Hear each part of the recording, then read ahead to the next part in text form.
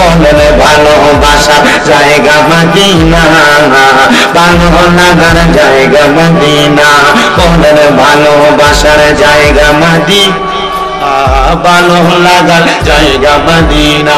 হায়রে এত সুন্দর জায়গা কোথাও দেখি না, এত সুন্দর জায়গা কোথাও দেখি না, সাজিয়েছেন দয়াল রাব্বানা, ভালোবাসার জায়গা মদিনা, বলেন ভালোবাসার জায়গা মদিনা, ভালো লাগার জায়গা মদিনা। মদিনা শরীফে নূরের খাজিনা, মদিনা শরীফে নূরের খাজিনা, আশিক ছাড়া অন্য বোঝে না, ভালোবাসার জায়গা মদিনা, বলেন ভালোবাসার জায়গা মদিনা, ভালো লাগার জায়গা মদিনা। আমার মনেতে অনেক বেশি গুনাহ, আমার জীবনে অনেক বেশি গুনাহ, মাফ করিবেন দয়াল রাব্বানা, বলেন মাফ করিবেন দয়াল রাব্বানা, ভালোবাসার জায়গা মদিনা, বলেন ভালোবাসার জায়গা মদিনা, ভালো লাগার জায়গা মদিনা। এবার আপনারা বলেন ওই মদিনা যাইতে চাই কি চাই না? আপনার মানুষরা 1 লাখ 2 লাখ টাকা হইলে ক্ষেতের মধ্যে একটু জায়গা কিনা রাখে সন্তানের ভবিষ্যতের কথা চিন্তা কইরা, কিন্তু এবারে বুঝা না এই টাকাটা খরচ করে যদি মক্কা মদিনা যাইয়া মক্কার দরজার মধ্যে দোয়া করে আসে, আল্লাহ তাআলা এর চাইতে বেশি সম্পদটা সন্তানদের দান করবো। এ আমার আব্বুজিরা রে, 1 লাখ টাকা হইলে ব্যাংকে নিয়ে জমা দাও, তোমার ব্যাংকের অ্যামাউন্টটা বাইরে যাবে। একটা কথা মনে রাখবা, হাবিবে কিবরিয়ারে যদি খুশি করতে পারো দুনিয়ার সম্পদের তোমার অভাব হবে না। আমি আমার জিনসার এলাকার পর্দার অন্তরালের মা বোনদের কাছে বলবো, আমার আম্মুজিরা, দুনিয়ার টাকা দুনিয়ার পয়সা দুনিয়ার সম্পদের তোমার অভাব নাই। তোমার স্বামী প্রবাস থেকে তোমার স্বর্ণ গয়না বানায়া বানায়া দেয়, তুমি মারা যাওয়ার পরে তোমার স্বর্ণ গয়না গুলা ভাগাভাগি করে তারা নিয়ে যাবে। আমি বলবো আমার আম্মুজিরা, আপনারা স্বর্ণ গয়না গুলা জমায় জমায় না রাইখা যদি মনটা টান দেয় মক্কা মদিনা যাওয়ার জন্য, বর্তমান স্বর্ণের বাজার বড় চওড়া, একটা বড়ি স্বর্ণ বিক্রি করলে মিনিমাম উমরা হজটা কোন রকম করা যাবে। একটা বার মক্কা মদিনা যাওয়ার চেষ্টা করেন, ওই মক্কা মদিনা যাইতে পারলে আপনার আর বাংলাদেশের কথা মনেই থাকবে না। বলে হুজুর কেন? আর এত শান্তির জায়গা, মজার জায়গা, আরামের জায়গা। এবার আপনারা বলেন ওই মদিনা যাইতে হইলে অন্তরের নিয়তটা কি ভালো করা লাগবে না খারাপ? জোতা দৌড়ে কয় না ভালো না খারাপ? তাহলে যারা মক্কা মদিনা যাইতে চায় মুহাব্বতে জোরে সরে পড়ে, আরে দয়াল আল্লাহ দয়া কর, দয়া নসিব কর মদিনা, লা ইলাহা ইল্লাল্লাহু লা ইলাহা ইলাহা ইল্লাল্লাহু মুহাম্মাদুর রাসূলুল্লাহ সাল্লাল্লাহু আলাইহি ওয়াসাল্লাম। আমার ভাইরা বাবারা বন্ধুরা, যাদের জবান আছে তাদের কাছে আমার দাবি আছে, যাদের জবান নাই তাদের কাছে আমার কোনো দাবি নাই। আপনারা জবানটা ছেড়ে দিয়ে বলেন আমাদের সবার জীবনে গুনাহ আছে না নাই? আরে আমি শামীম রাজার জীবনে এত গুনাহ, আমি শামীম রাজার গুনাহ যদি এই বড়রা দিন সারের মানুষ দেখত গো, এলাকার মধ্যে তারা আমার দাওয়াত করে আনতো না। ও আল্লাহ, তুমি আমার গুনাহগুলো গোপন করে রাখছো গো আল্লাহ।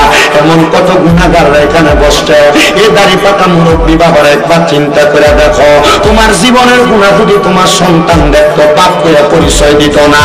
আমার যুবক ভাইরা গো, একবার চিন্তা করে দেখো, তোমার জীবনের গুনাহ যদি তোমার মা দেখতো তোমার সন্তান বলে পরিচয় দিত না। এ আমার জিনসারের আম্মুজিরা গো, মাইকের আওয়াজ যদি তোমার কানে যায় একবার চিন্তা করে দেখো, আমি শামীম দাদা তোমার ছেলের মতো গো মা, তোমার তোমার জীবনের গুনাহ যদি তোমার স্বামী দেখতো, স্ত্রী বলে পরিচয় দিত না। আল্লাহ দরবারে লাখ লাখ শুকরিয়া, আল্লাহ আমাদের গুনাহগুলো গোপন করে রাখছে। আল্লাহ তুমি যেমন করে গুনাহগুলো গোপন করে রাখছো গো, এমন করে আমাদের জীবনের গুনাহগুলো গোপনে গোপনে মাফ করে দাও। আমি জানতে চাই ওই আল্লাহর কাছে জীবনের গুনার জন্য মাফ চাইলে আমার আল্লাহ জীবনের গুনাহগুলো মাফ করতে পারে কি পারে না? আসেন বাবারা, জীবনের গুনাহগুলো মাফ করানোর জন্য চোখটা বন্ধ করে দিয়া কলবের দিকে খেয়াল কইরা মুহাব্বতের আওয়াজে উচ্চ কণ্ঠে একটু আল্লাহ তাআলার ইসমে জাতের জিকির করি। আল্লাহ আল্লাহ আল্লাহ আল্লাহ আল্লাহ আল্লাহ। আমার পুরা মনের ব্যথা কাঙার কাছে কই কইলাম বাবা। আল্লাহ আল্লাহ। আমার পুরা মনের ব্যথা কাঙার কাছে কই কইলাম বাবা। আল্লাহ আল্লাহ। আমার লতিফি দিনে প্রেমের তালা পর্বতে মহনাইয়া, আমার মুর্শিদ বিনে প্রেমের তালা পর্বতে মহনাইয়া। রোশন মোহন ফয়দাসে গোয়া প্রেমের বাগানিয়া। রোশন মোহন ফয়দাসে গোয়া ওই তলার বাগানিয়া। মাওলা আল্লাহ আল্লাহ। সেই বাগানে বোমার গজারা সদাই তারা দেয় পাওনা।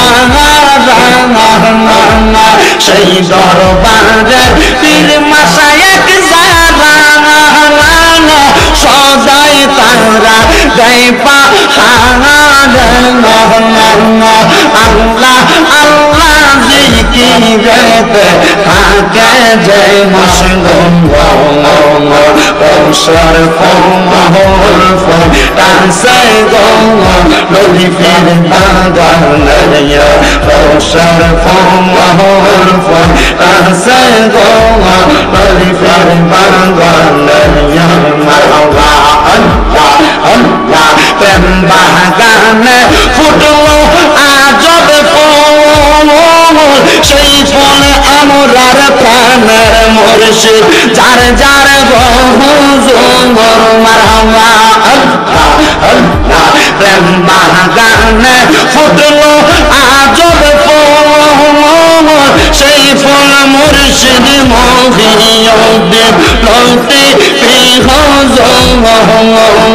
সদাই প্রেম বাগানে তারা থাকে যে মশগুল, সেই ফল আল্লাহর তানার মুর্শিদ আশিকরা সুবহান। মাওলা আল্লাহ আল্লাহ আল্লাহ আল্লাহ আল্লাহ।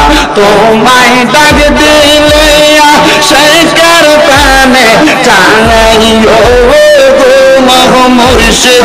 ডাক দিলে বলার প্রাণে চাইও গো পানার মুর্শিদ গো।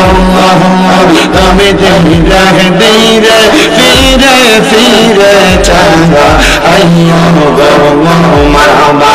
তুমি ধীরে ধীরে ফিরে ফিরে চাঁদা আইয়ো গো মারহাবা। আল্লাহ আল্লাহ। চাঁদের রাইতে আইসো গো মুর্শিদ চাঁদ তোমার গলায় দেব আমরা প্রেমের কাহার। মাওলা আল্লাহ আল্লাহ। তোমার আত্মাতে আমি সাইয়া রানাই গো মুর্শিদ। আত্মাতে আমি সাইয়া রানাই গো পানের মুর্শিদ গো। তুমি ধীরে ধীরে ফিরে ফিরে চাঁদা আইয়ো গো মারহাবা। আল্লাহ আল্লাহ। জবানটা খুইলা আল্লাহকে সব নাই। আল্লাহ আল্লাহ সালাম পাতায় কত পানে শেষ বিদায় গোসল দিব বড়ই পাতার জলে মারবা আল্লাহ আল্লাহ আতর গোলাপ সুরমা চন্দন সেইটাই দিব গো আতর গোলাপ সুরমা চন্দন সেইটাই দিব গো পানের মঙ্গা ঔষধ গঙ্গা তুমি ধীরে ধীরে ফিরে ফিরে চঙ্গা আইয়া গো মারহাবা আল্লাহ জবানটা খুইলা আল্লাহ আল্লাহ আল্লাহ আল্লাহ তুমি ধীরে ধীরে ফিরে ফিরে চঙ্গা আইয়া গো মারহাবা আল্লাহ আল্লাহ আমার বেরিয়ার যাত্রী নামে সাইজনারে রেখে আন্দার ঘরে নামাই দিয়া দেব আমায় ফাঁকে মারবা আল্লাহ আল্লাহ সেই কবর নূরের নবী আইব রে সেই কবর নূরের নবী আইব রে ও পানের মঙ্গা ঔষধ গঙ্গা তুমি ধীরে ধীরে ফিরে ফিরে চঙ্গা আইয়া গো মারহাবা আল্লাহ আল্লাহ আল্লাহ আল্লাহ আল্লাহ ইলাহা ইল্লাল্লাহু মুহাম্মাদুর রাসূলুল্লাহ সাল্লাল্লাহু আলাইহি ওয়াসাল্লাম আল্লাহুম্মা আমিন আল্লাহুম্মা আমিন আলহামদুলিল্লাহি রাব্বিল আলামিন আসসালাতু ওয়াসসালামু আলা রাসূলিল কারীম রব্বানা যালামনা আনফুসানা ওয়া ইন লাম তাগফির লানা ওয়া তারহামনা লানাকুনান্না মিনাল খাসিরিন ইয়া ইলাহি রহম ফরমা মুস্তাফা की वास्ते खोल दे दरवाज़े रहमत खुदा की वास्ते रहमतुल आलमीन खत्म रसूल जाने जहां अहमद हामिद मुहम्मद मुस्तफा की वास्ते ममदू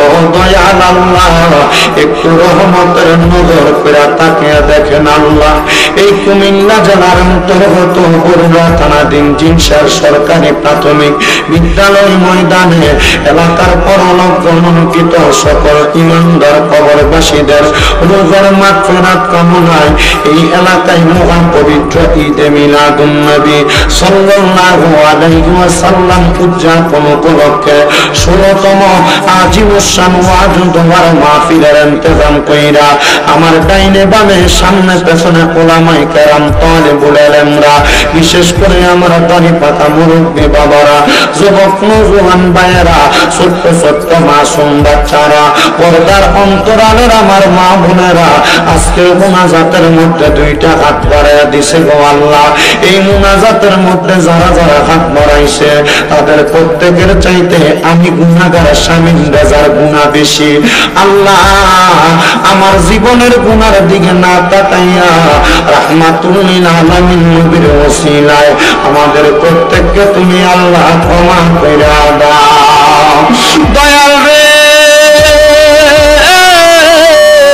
আল্লাহ ফরিয়াদ তোমার দরবারে আমরা গুনাহগাররা তোমার দরবারে হাত বাড়াইছি আমাদের জীবনের গুনাহ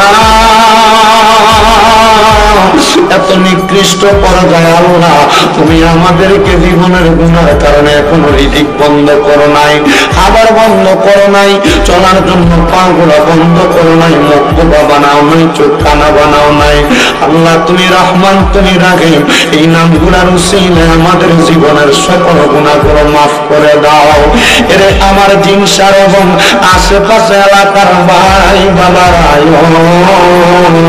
কিরে ভাই মাইকের আওয়াজ তোমাদের কানে যায়নি, মুনাজাত হইতেছে রে ভাই আমার আল্লাহর দরবারে আমিন আমিন কইরা দুইটা হাত বাড়ায়া দাও রে ভাই।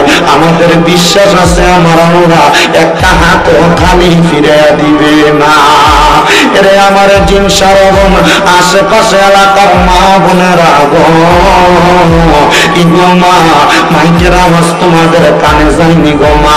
আওয়াজটা যদি কানে যায়, মুনাজাত হইতেছে তোমার ঘরের যে কোনো একটা কন্যারে নামাজের মুসল্লাটা বিছাইয়া দেও না আমার আল্লাহর দরবারে দুইটা হাত বাড়াইয়া গো মা। আমরার বিশ্বাস আছে গো মা আমার আল্লাহ একটা হাতও খালি ফিরাইয়া দিবে না। মারা গো তোমরা তো এই এলাকার নায়রি না গো মা। একদিন আসছিলা লাল রঙের বেনারসি শাড়ি পইরা, আরেকদিন চইলা যাইবা সাদা মার্কিন কাপড় পরিয়া গো মা। তোমার মতো কত মা বোনেরা জানি অন্ধকার পাইবারে মোটা লাশ হইয়া শুয়া রইছে, আজকের মুনাজাত আর নসিব হইছে না।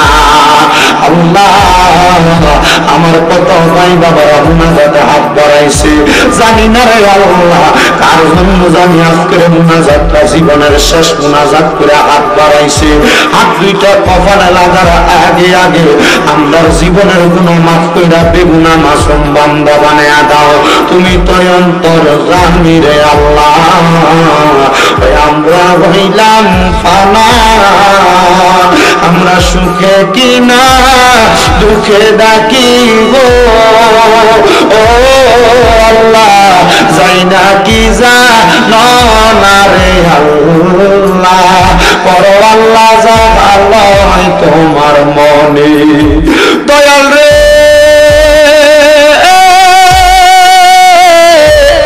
আজকে জিনসারের জমিনে কে জানি মুনাজাতে হাত বাড়াইছে, কার জানি জগতের মধ্যে আব্বা নাই, আব্বা তারে মাটির নিচে কবরে শোয়া দিয়া আজকের মুনাজাতের মধ্যে হাত বাড়াইছে।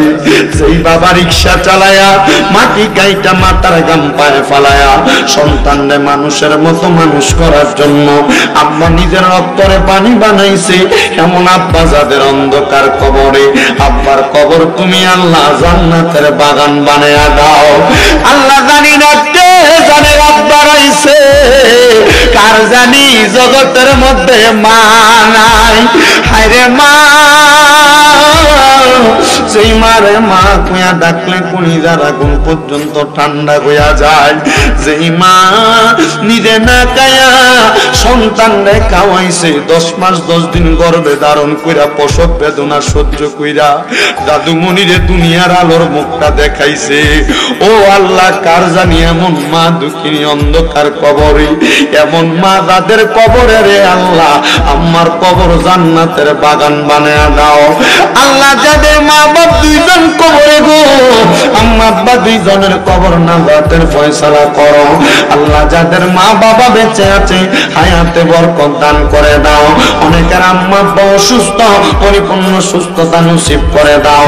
আল্লাহ আজকে এই জিনসারের 16তম মাহফিলের মধ্যে যারা টাকা দিয়া পয়সা দিয়া শ্রম দিয়া বুদ্ধি দিয়া পরামর্শ দিয়া মাইক দিয়া লাইট দিয়া প্যান্ডেল দিয়া মিডিয়ার মায়েরা সহ সম্মানিত শ্রোতা মণ্ডলী পুরুষেরা, সম্মানিত শ্রোতা মণ্ডলী পর্দার অন্তরালের মা বোনেরা সহ আল্লাহ বিশেষ করে তাবারুকের জন্য অনেকে দান করে নিয়ত করেছে। আল্লাহ তাদের প্রত্যেকের দান তুমি কবুল মঞ্জুর করে নাও। আব্বুল আলামিন আল্লাহ ফরিয়াদ তোমার দরবারে, অনেক প্রবাসী ভাইয়েরা বিদেশ থেকে দোয়া চায়। আল্লাহ আমার প্রত্যেক প্রবাসী রেমিটেন্স যোদ্ধাদের কামাই রুজিতে বরকত দাও, প্রবাসীদের হায়াতে বরকত দাও, প্রবাসীদের মনের নেক নেক আশাগুলো পূরণ করো। আল্লাহ এলাকার মসজিদটার জন্য, এলাকার মক্তবটার জন্য গত বছর অনেকে দান করেছে। আল্লাহ এই বছর হয়তো অনেকে নিয়ত করে রেখেছে, তাদের প্রত্যেকের দানগুলা তুমি কবুল আর মঞ্জুর করে নাও। রাব্বুল আলামিন আল্লাহ পর্দার অন্তরালের কত মা বোনেরা দোয়ার জন্য খবর পাঠাইছিল। আল্লাহ আমার মা বোনদেরকেও কবুল মঞ্জুর করে, প্রত্যেকের ব্যবসা বাণিজ্য কাজে কর্মে চাকরিতে বরকত দিয়া, যারা পড়ালেখা করে বিদ্যা বুদ্ধি বাড়ায়া, যারা তরিকতের খেদমত করে খেদমতের মধ্যে বরকত দিয়া, আমাদের প্রত্যেকের মরণের আগে বারবার তাওয়াফে বাইতুল্লাহ জিয়ারত রওজা রাসূলুল্লাহ নসিব করায়া আখিরি জবানে মধুর কালেমা পড়ায়া দিয়েন না ইলাহা ইল্লাল্লাহু মুহাম্মাদুর রাসূলুল্লাহ সাল্লাল্লাহু আলাইহি ওয়াসাল্লাম। একটা জবানকে বন্ধ রাখবেন না, জবানটা ছেড়ে দিয়ে বলেন, মুনাজাত করে দোয়া চাইলেন একজনের কাছে, তিনি কে? ডান হাত তুলে বলেন, ওই আল্লাহর মাফ করার ক্ষমতা আছে না নাই? তাহলে একবার ডান হাত তুলে জুড়ে বলেন আল্লাহু আকবার। ও বন্ধু, ও নবীর উম্মতের দল, আমি আপনাদের কাছে দুইটা আয়াতে কারিমা তেলাওয়াত করেছি। আমি চেষ্টা করব দুই আয়াতের উপর আপনাদের কাছে বয়ানটা শ্রবণ করানোর জন্য। একটু ধৈর্য নিয়ে একটু মনোযোগ নিয়ে বয়ানটা শ্রবণ করবেন। আমি আয়াত তেলাওয়াত করেছি, আল্লাহ তাআলা কোরআনুল কারীমের মধ্যে বলেছেন, বিসমিল্লাহির রহমানির রহিম, ওয়া মিনাল লাইলি ফাতাহাজ্জাত বিহি নাফিলাতাল লাকা আসা আইয়াবাসাকা রাব্বুকা মাকামান মাহমুদা। আমার আল্লাহ তাআলা জানে জগতের বান্দার দল, আমি আমার হাবিবকে বলেছি আপনি রাতের কিছু অংশে তাহাজ্জুদের নামাজ আদায় করেন। যদি তাহাজ্জুদের নামাজ আদায় করেন, অতি সত্বর আপনাকে মাকামে মাহমুদ প্রশংসার জায়গা দান করা হবে। এ মুসলমানেরা, এ বড়ুয়া জিনসারের যুবকের দল, আপনারা চিন্তা করে দেখেন, ফজর, জোহর, আসর, মাগরিব, এশারের নামাজ, 5 ওয়াক্ত নামাজের বাহিরে ওই নামাজটা, ওই নামাজ আমার নবীকে পড়ার জন্য বলেছে। এখনো পর্যন্ত মক্কা এবং মদিনা শরীফের ভিতরে 5 ওয়াক্তের জায়গায় 6 ওয়াক্ত নামাজের আযান হয়। একটা ওয়াক্তের আযান হইল তাহাজ্জুদের নামাজের আযান। ওই আযানটা দিয়া মক্কা মদিনার মানুষেরা মক্কা মদিনাতে তাহাজ্জুদের সালাত আদায় করে। এটার কারণ কি জানো? মক্কা মদিনাতে স্বর্ণ যায় না, কোটি টাকার অভাব নাই। এটার কারণ একটাই, তারা এখনো আল্লাহর হাবিবের কথা মোতাবেক এরা তাহাজ্জুদের নামাজ আদায় করেছে। আমি তিরমিজি শরীফের একটা হাদিসে মুবারাকা পড়া দেখছি, আমার নবী কই, উম্মত, আমার উম্মতের যদি কষ্ট না হইতো, আমি আমার উম্মতের জন্য তাহাজ্জুদ নামাজটা ফরজ করে দিতাম। এ মুসলমান, এই নবীর উম্মতের দলেরা, একবার চিন্তা করে দেখছনি আমার নবী তাহাজ্জুদ নামাজের কত গুরুত্ব বোঝাইছে? বলে হুজুর কেমন গুরুত্ব? আমরা তো একটু জানতাম, মনে চায়। যেদিন তাহাজ্জুদ নামাজের আয়াতটা নাযিল হয়, আমার নবী ছিলেন আম্মা জান আয়েশা সিদ্দিকা রাদিয়াল্লাহু তাআলা আনহার হুজরা মুবারকের মধ্যে। রহমতের নবীজি ওই আয়াতে কারিমা নাযিল হওয়ার পরে আম্মা জান আয়েশা সিদ্দিকা রাদিয়াল্লাহু তাআলা আনহার ঘরের মধ্যে যাইয়া এশারের নামাজের পর থেকে পুরো রাত পর্যন্ত আমার নবী দাঁড়ায় দাঁড়ায় 2 রাকাত নামাজ আদায় করছে। চিন্তা করছেন নি আমরা নামাজ পড়ি মুরগা সামনে আদার খাই কোন রকম ঠোকর দিয়া দিয়া, আর আল্লাহর নবীজি 2 রাকাত নামাজ পড়ছে, সারা রাত বিলীন করে দিছে। আম্মা জান আয়েশা সিদ্দিকা কই, আমি এত লম্বা রুকু, এত লম্বা সিজদা আমার নবীকে আর কোনোদিন করতে দেখি নাই। আমার নবী লম্বা লম্বা রুকু সিজদা আদায় করেছে। আমার নবী যখন নামাজ শেষ করে আমি আয়েশার দিকে সালামটা ফিরে নামাজটা শেষ করছি, আমি তাকায়া দেখলাম আমার নবীজির চোখ মুবারক গুলা দিয়া বায়া বায়া পানি পড়তেছে। আমার নবীজির চোখ মুবারক গুলা লাল হয়ে গেছে। আমি আমার নবীকে প্রশ্ন করলাম, ইয়া রাসূলুল্লাহ, আপনাকে তো কোনোদিন এত লম্বা রুকু সিজদা করতে দেখি নাই। আমার নবী ডাক দিয়া কয়, আয়েশা,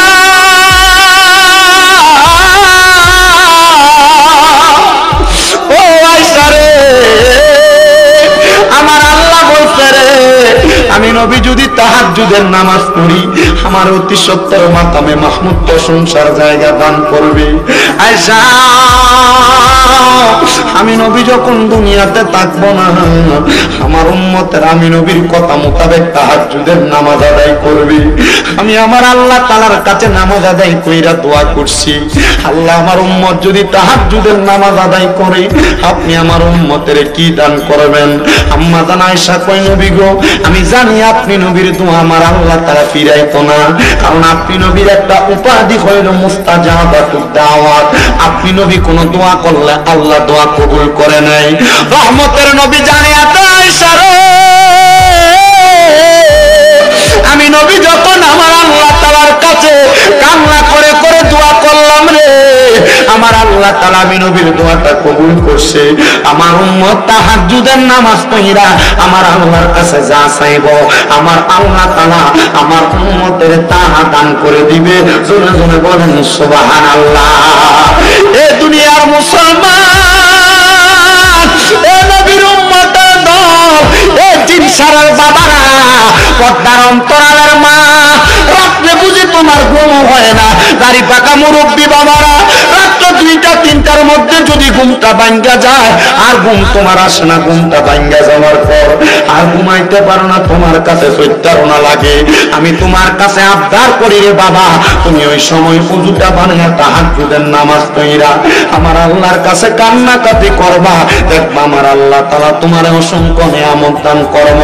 আল্লাহর নবীর প্রখ্যাত একজন সাহাবা হযরতে রবিয়া, তিনি বলেন আমি মাঝে মাঝে আমার নবীকে তাহাজ্জুদ নামাজের পানি আগায় দিতাম।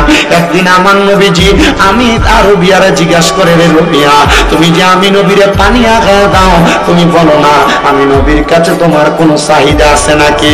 রবিয়া কই, নবী গো অন্য কোনো চাহিদা নাই, আমার একটা চাহিদা, আমি রবিয়া ইন্তেকালের পরে জান্নাতে আপনার সাথী হইতে চাই। আমার নবী বলে, রে রবিয়া, তুমি আল্লাহর কাছে দোয়া করো, আমার আল্লাহ তাআলা তোমার দোয়া কবুল করবে। ঠিকই ঠিকই হযরতে রবিয়া যখন ইন্তেকাল করে, হযরতে তালহা রাদিয়াল্লাহু তাআলা আনহু বলে, আমি যখন মদিনা শরীফে রওজায়ে আতহারের পাশে মানে মসজিদে নববীর মধ্যে একবার হেলান দিয়া ঘুমাইছি, আমি দেখলাম হযরতে রবিয়া আমার সামনে। আমি ওনাকে প্রশ্ন করলাম, কি গো রবিয়া, তুমি তো বলেছিলা তোমার নবীজি তোমাকে বলেছে দুনিয়া থেকে ইন্তেকাল করার পরে আমার নবীজির সাথে তোমার জায়গা করে দেওয়ার জন্য, মানে আমার নবীজির জান্নাতের সাথে তুমি হইতে চাও, আমার আল্লাহ কি কবুল করছে? রবিয়া কয় অবশ্যই। আমার আল্লাহ তাআলা আমি রবিয়া যখন নবীর কাছে আবদার করেছে, আমার নবীর কথা মোবারক মোতাবেক আমার আল্লাহ তাআলা আমি রবিয়ার নবীর সাথে জান্নাতে জায়গা করে দিয়েছে। জোরে জোরে বলেন সুবহানাল্লাহ। এ মুসলমান, এই তাহাজ্জুদ নামাজটা বড় বরকতওয়ালা নামাজ। আপনার কি কষ্ট হইতেছে নাকি? আব্বা আমি জানি আপনারা আমার ওয়াজ শুনতে লাইছেন, আপনারা ফরিদ হিসাবের ওয়াজ শুনবেন, কি করবো? তারা তো দাওয়াত দিয়ে লেছে, তুমি তো মাংনা দাওয়াত দিচ্ছে না, দিয়ে দিব না আমারে, আমি তো আমার হকটা আদায় করে যাই, কি করার? ও হকটাই আদায় করি, ওয়াজটা তো না করলে পরে আমি টিয়া নিলে এটা আমার লাগে ওটা হালাল হইতো, ঠিক না? মাতে না, ঠিক না? এর লাগে আমি আমার মূল দায়িত্ব, আমি আমার ওয়াজটাকে শেষ করি, এরপরে বাকিটা আমি আপনাদের কাছে দিতেছি। কি করেন আপনারা? আপনার অসুবিধা হইতেছে?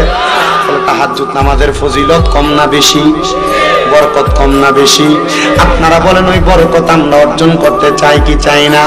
তবে তাহাজ্জুদ নামাজ দিয়ে বড় একটা সুন্দর ঘটনা, হযরতে বাদশাহ সুলতান মাহমুদ গজনবীর নাম হয়তো আপনারা অনেকে শুনেছেন, শুনছেন নি? যাইতেছে জানো সুবিধা কি? হ্যাঁ কানা খাবে জান খাই, আপনারা যাবেন কোনো সাফান সিগারেট টিগারেট? হ্যাঁ আছে, বিভিন্ন জায়গার ভিতরে যায়। আমি ওই গত কয়দিন আগে যে কোনো এক জায়গায় মাহফিল শেষ করছি, মানে আমি শেষ করে দ্বিতীয় মাহফিলে গেছি, তো বিশেষ বক্তা ওয়াজ করে নামছে, আমার কুজুর একটু ফর ওঠে না, আরে কি করে বিশেষ বক্তা ওয়াজ করে জায়গা আমি না ওটা মানুষে যাবো কেনা? মানুষ সাফান সিগারেট টিকিট খাইয়া আমরা কি সাফান সিগারেটের ব্রেকও দেয়? ব্রেক না, আমরা এলাকার সিস্টেমও এটা, গ্রামের মানুষ তো তারা কোন রকম যায় আর কি। তোরা যে একটা বিলাতি বেড়ায়, তোরা মানুষের এত সুন্দর সুযোগ করে দেয়, আবার মাহফিলও করাস, তোদের করাই চল। ওই যে ঘুরতেন যান বিছনা কেন? তো তাহাজ্জুদ নামাজের একটা বড় সুন্দর ঘটনা হযরত সুলতান মাহমুদ গজনবী রাহমাতুল্লাহ আলাইহি শুনবেন নি ওয়াজ?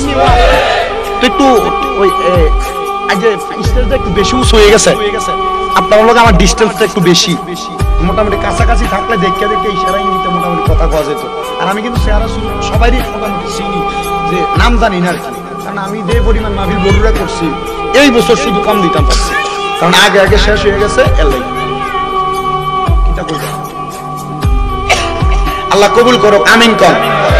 তো যেই কথাটা বলতেছিলাম, হযরত সুলতান মাহমুদ গজনবী বড় মুসলিহ মানুষ ছিলেন, সালেহ মানুষ ছিলেন, আল্লাহ তাআলার ইবাদতে মশগুল থাকতেন। সুলতান মাহমুদ গজনবী রহমাতুল্লাহ আলাইহি বলে, আমি একদিন তাহাজ্জুদ নামাজ পড়ার জন্য আমার ঘর থেকে বের হইছি। তাহাজ্জুদের নামাজটা যখন পড়ে, ওযুটা করতে করতে যে সময় বের হয়, উনি বলেন রাত বড় গভীর, তখন রাস্তাঘাটে কোনো মানুষ নাই। আমি নদীর কিনারার মধ্যে যাইয়া যখন উযু করব, এমন টাইমে নদীর একটা পাশে দেখলাম 4 জন মানুষ।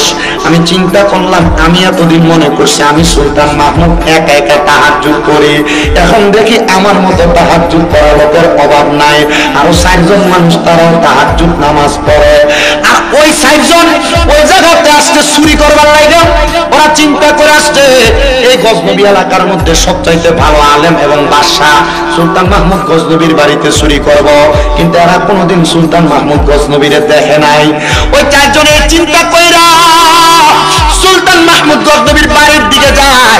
হঠাৎ করে সামনে সুলতান মাহমুদ গজনবীর সাথে দেখা। সুলতান মাহমুদ গজনবী ভালো মানুষ, মানুষটারে দেখে চিন্তা করছে তাও আমার মতো তাহাজ্জুদ গুজারি। তাহলে বোঝা যায় যে মানুষ ভালো, কারোর সম্পর্কে মন্তব্য করতে মন্তব্যটাও করে ভালো, আর যেটা ফুন্ডা সেঙ্গা দুষ্ট টাইপের, এটা মানুষের সম্পর্কে মন্তব্য করতে খুব পাকা মন্তব্যই করে। কথা বল, আছে না নাই? আছে না নাই? হযরত সুলতান মাহমুদ গজনবী রহমাতুল্লাহ আলাইহি তিনি বলেন, এই জগতের মানুষ তারা আমার সামনে আসার পর আমি তারা জিজ্ঞাসা করলাম, এরে বাবারা তোমরা এই জায়গায় কোন কাজে? কয় আমনে যেই কাজে আমরাও সেই কাজে। ঠিক আছে, আপনি যেই কাজে আমরাও সেই কাজে। উনি খুশি হইলেন, উনি মনে করলেন আমি তো আসছি তাহাজ্জুদের ওযু করবার লাগে, তারাও মনে হয় সেই কাজে। কয় তো তোমরা যে এখানে আমি যেই কাজে সেই কাজে আসলা, এখানে কেন আসলা? তোমার বাড়িতে না পড়বা নামাজ? সাইডসো চিন্তা করলো না, মনে হয় উনি অন্য লাইনের। উনি চিন্তা করছেন এই এক সুর মনে হয় আমরা থেকে বাঁচার লেগে নামাজের নামটা লইছে। না না না, এবার আমরা তার কাছে মোড়াটা দিয়ে ধরলাম। আমরা চিন্তা করলাম আমরা কেমন সুর 4 জন আইছি চুরি করতে, আর এই সুরের সাহস বড় বেশি, একা একা চুরি করবার লাগে, একা একা চুরি করবার লাগে চলে আসছে। দেখছুনি রে এই সুরের কত পাওয়ার। এবার জিজ্ঞাসা করি, এই সুর মানুষটা তুমি যে একা, তুমি যে চুরি করতে আসছো, আমরা রাতের টার্গেট তো বড়, বলে কি টার্গেট? বলে আমরা টার্গেট হলে আমরা বাদশার বাড়িতে চুরি করতাম। এবার সুলতান মাহমুদ গজনবী নিজে বাস্তুর সাইজে গেছে। উনি বলতেছে, বলো ঠিক আছে তোমরা যে তো বাদশার বাড়িতে চুরি করবা, 4 জন যে চুরি করতে আসছো, কে কোনো একজনের তো কোনো না কোনো অভিজ্ঞতা আছে, কে কোনো অভিজ্ঞতা নিয়ে চুরি করবার লাগে আসছো? প্রথম জন বলতেছে, আমার অভিজ্ঞতা হইল আমি যখন চুরি করতে ঢুকি, রাত্রবেলা চোরা শুকার রাস্তা দিয়া বালা মানুষ যাক, কুকুরের স্বভাব হইলে এটারে দেখলে কেউ কেউ করে ডাকে। আমার নিজের বাড়ির সামনে, নিজের ঘরের সামনে একটা কুকুর থাকে। এটা আজকেও দুপুরবেলা আমি জুমা পরে আছি, আমার আম্মা আমাদের পুরান বাড়িতে গেছে দাওয়াত খাইতে। আয়া দেই আমার আম্মা বসে রয়েছে এটা বাইরে। আমি বললাম কি থাকো তোমরা তো দাওয়াতে গেলে এটা বাদ দিব কেডা? তোমরা তো জানো এটা এনে খায়, এটা সবসময় খা। আমি কই না, এটা যদি সবসময় খাইতো তাহলে এটা এই দুপুরের টাইমে আমাদের ঘরে দুয়ারে পাচ্ছি, এটা এনে খানা পাই বিদায় দেয়। আপনি কথা বুঝছেন নি? পরে এটা খানা দিচ্ছি, পোলাও আমার এমনি না, পোলাও দিচ্ছি।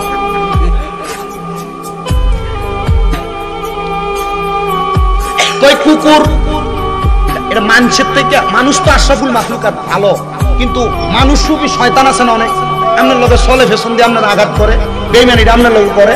কিন্তু কুকুররা আপনি খাওয়াই দেখেন, এটা বেইমানি করতো না, ঠিক আছে না?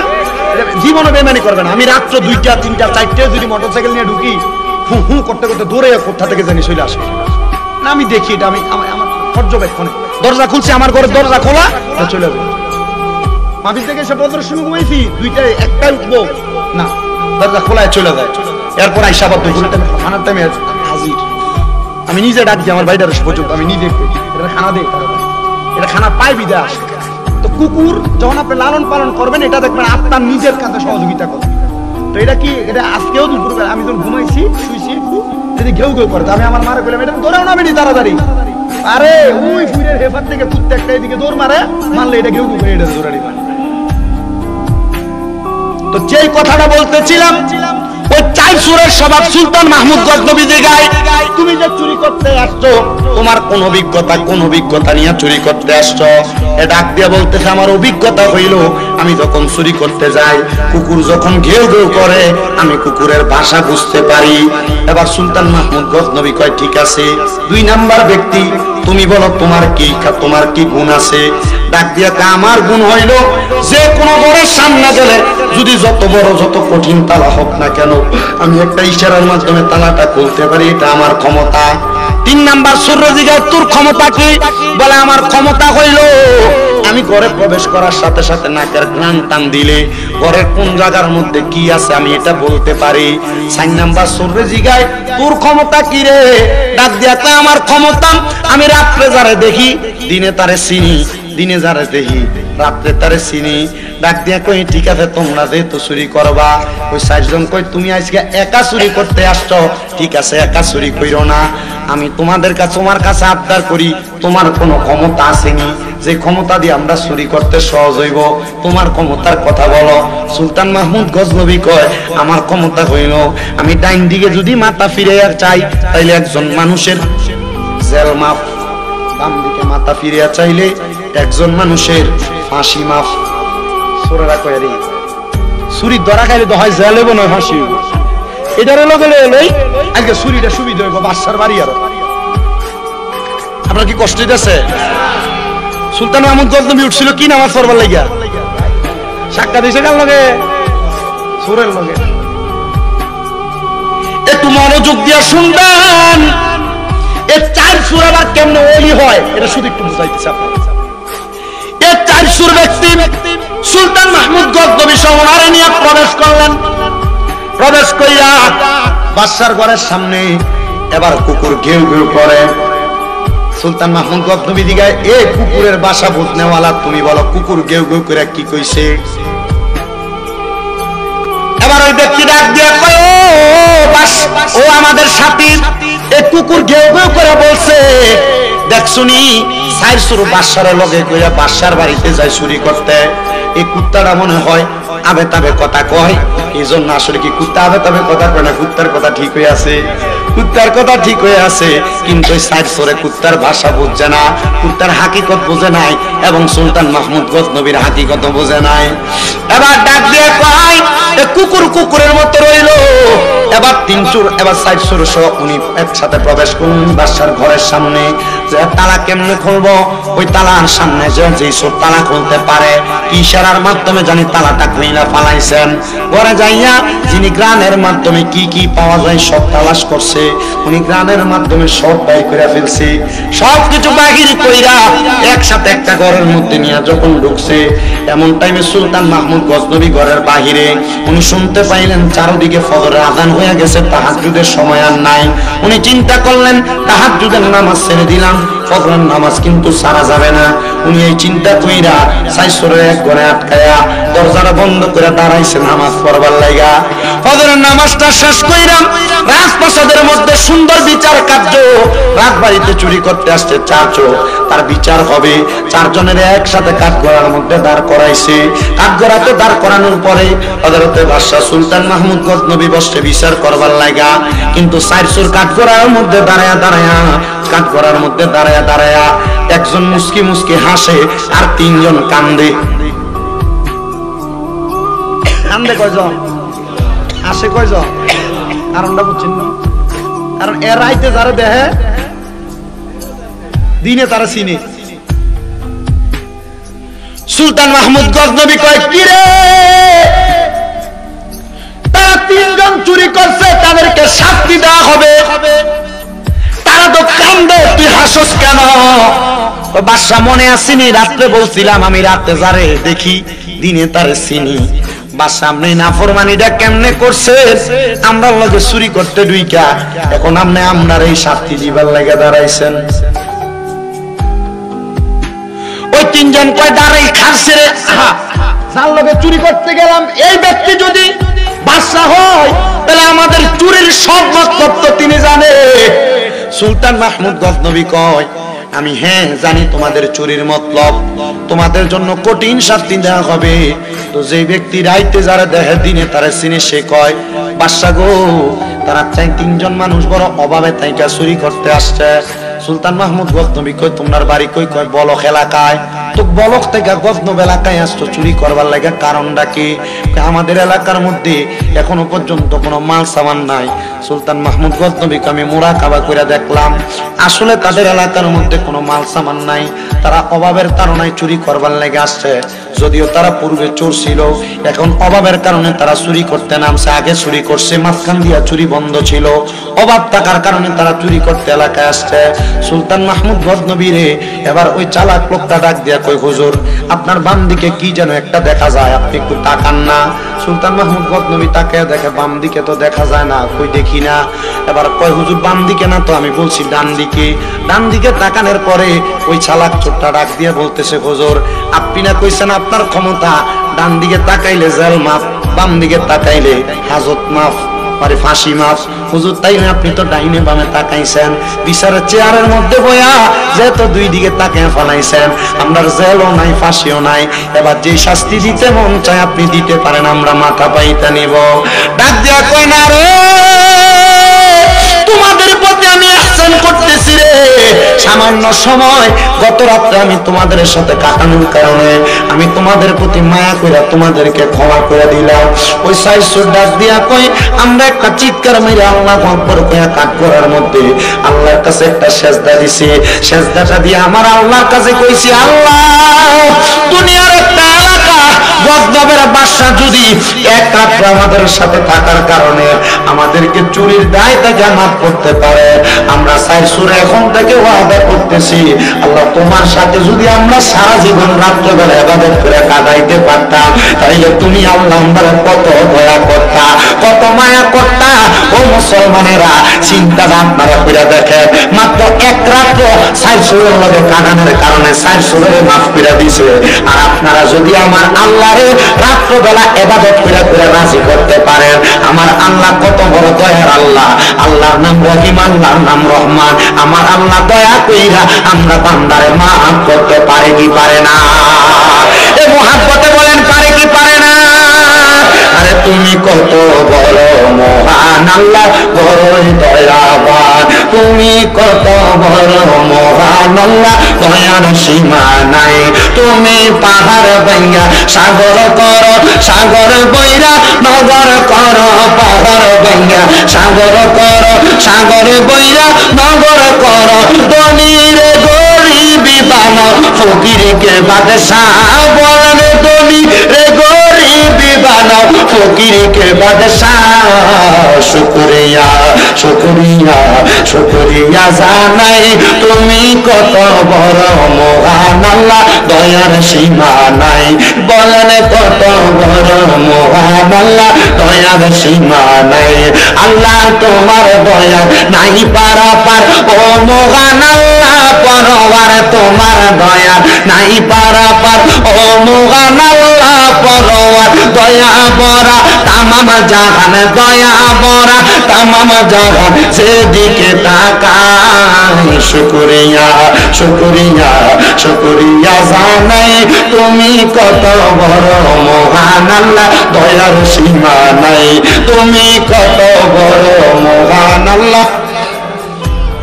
এজন্য মুসলমানেরা একটা বাদশা যদি এক রাত্র থাকার কারণে চার চোরে মাফ করে দেয়, আমরা আল্লাহর বান্দারা দুনিয়ার জমিনের মধ্যে থাইকে আমার আল্লাহরে ডাকলে আমার আল্লাহ রাত্রবেলার ইবাদতের কারণে আল্লাহরে মাফ করতে পারে কি পারে না?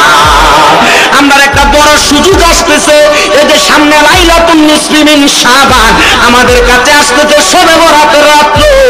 ওই রাত্রটা বড় দয়ার রাত্র, বড় মায়ের রাত্র, রিজিকের রাত্র।